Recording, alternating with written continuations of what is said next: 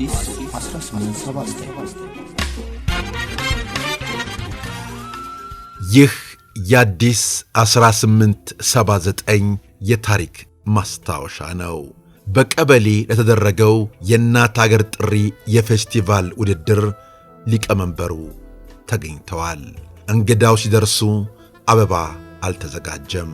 አስተባባሪው ብርሃኔ ወይም ፑዛ ቶሎ ብሎ በአካባቢው የነበረውን ሳር አሳጨደና ለእንግዳው በቅፍ አበባ መልክ እንዲሰጥ አደረገ። አንዳንድ ሰዎች ለእንግዳው ክብር አልሰጠም በሚል ብርሃኔን አስጠቆሩት።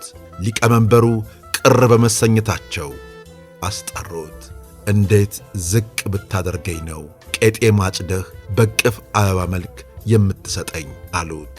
እርሱ ነገሩ አደገኛ መሆኑን አውቆ ቄጤማ የርጥብ ነገር የልምላሜና የእድገት ምልክት ነው፣ እርሶ እኛ ቀበሌ ከተሾሙ ጀምሮ ስፖርቱ ተሻሽሏል በማለት ሲነግራቸው ሐሳቡን ተቀበሉት። ደስ አላቸው። ከቢሮ ሲወጣ አልቆልኝ ነበር ብሎ ሄደ። የዚያን ዕለት የተዘጋጀውን ውድድር ለመገምገም ስብሰባ ላይ እስከ ምሽት ቆየ። ስለደከመው አስፋወሰን ቡና ቤት ገብቶ ቢራ እየጠጣ ትንሽ ቆየ።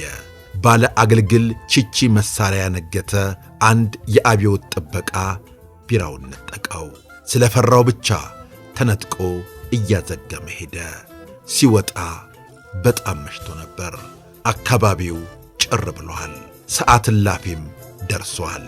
የአብዮት ጥበቃዎች በርቀት አዩትና መሳሪያ ደግነው ቆም አሉት። ቆም ብያለሁ እንዳትነቃነቅ ብለው ድጋሚ ማስጠንቀቂያ ሰጡት። መጥፎ ቦታ ስላገኙት ወደ እነርሱ ተንደርድሮ ሄደና የጠፋችሁ አላቸው። ምን አሉት የአብዮት ጥበቃዎቹ ሁሉም በአንድ ቃል። እናንተን አይደል እንደምፈልገው ብሎ ተመለከታቸው። እኛን የምትፈልገን ብለው አብዮት ጠባቂዎቹ ጠየቁት። አዎ እናንተን የምፈልጋችሁ አላቸው። ለምን ጉዳይ እንደሚፈልጋቸው ጠየቁት። ሰው ተሰቅሏል አላቸው። የት ብለው ጠየቁት።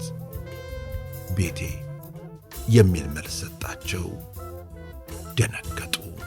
ምን ሆኖ ብለው በአንድ ቃል አሁንም ጠየቁት።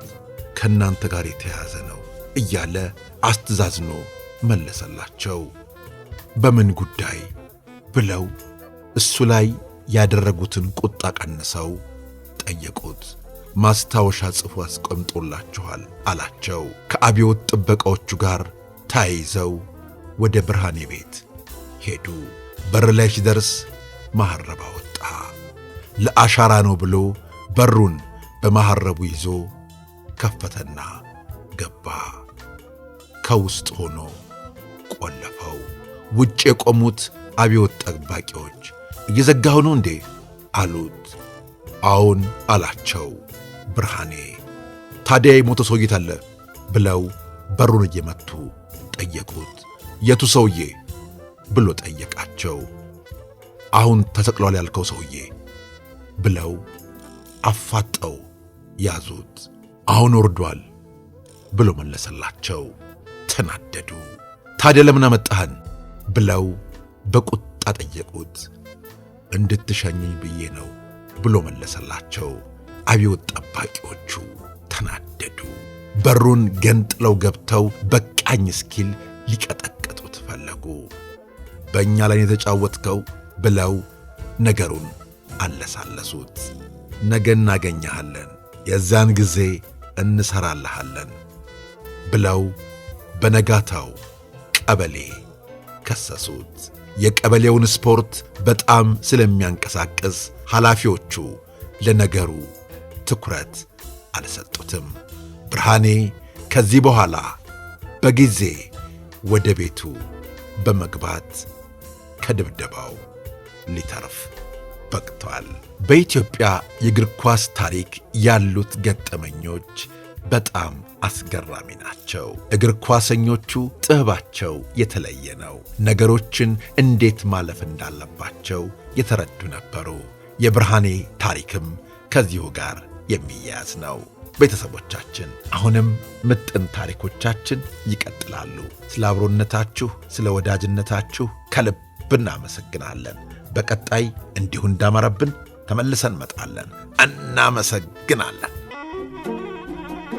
አዲስ 1879